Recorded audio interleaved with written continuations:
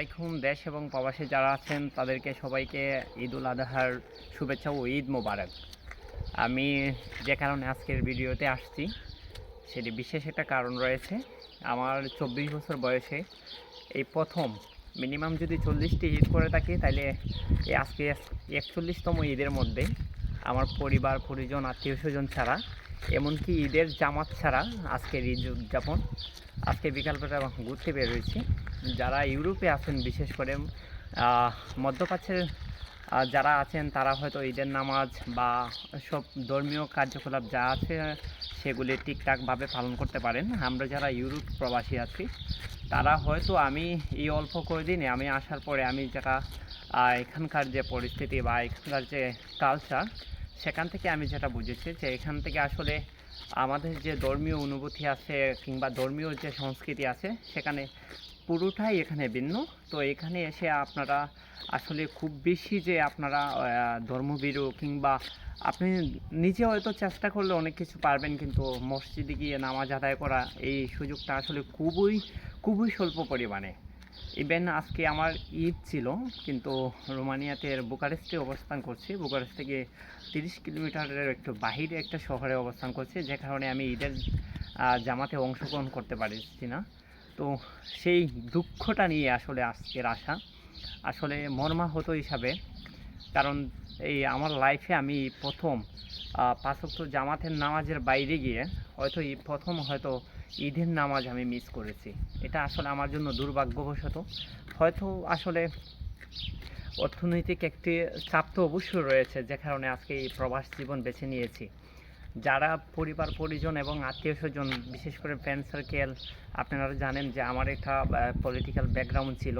সেই দিক থেকে আমার অনেক নেতাকর্মী কিংবা সহযোদ্ধারা ছিলেন, তাদেরকে মিস করতেছি আজকের এই দিনটা। হয়তো আগামীকাল বাংলাদেশ সহ এশিয়ার দেশগুলোতে ঈদ।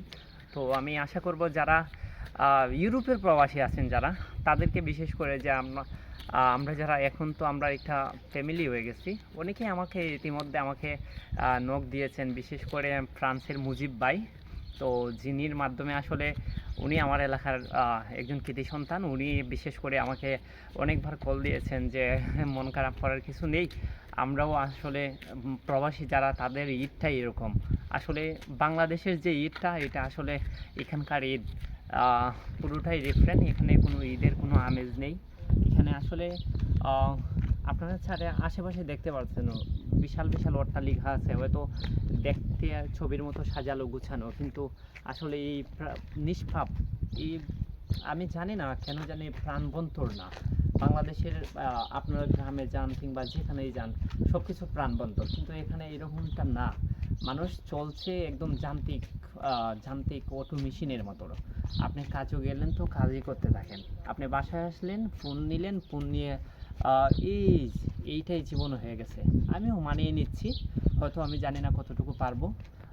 আশাবাদী আপনারা যদি দোহায় রাখেন তাহলে হয়তো আমাকেও এই আস্তে আস্তে অভ্যস্ত হয়ে যাব। আর এই যে চুল, বিশেষ করে আমি আমার এক বাইকে আমি ধন্যবাদ দেবো না, বিশেষ দাঁড়ও দেখানো যাবে না।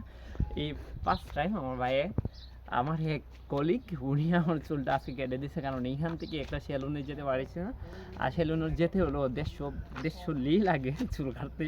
সো বাংলাদেশি টাকায় প্রায় 4,000 টাকার উপরে। ভাই আমি গরিব মানুষ, আমার এত টাকা নাই। সো এটা নিজেরাই খাইতে ফেলছি। আর বিশেষ করে সবাইকে, আমার পরিবার সহ বাংলাদেশে যারা আছেন সবাইকে ঈদ মোবারক অ্যাডভান্স।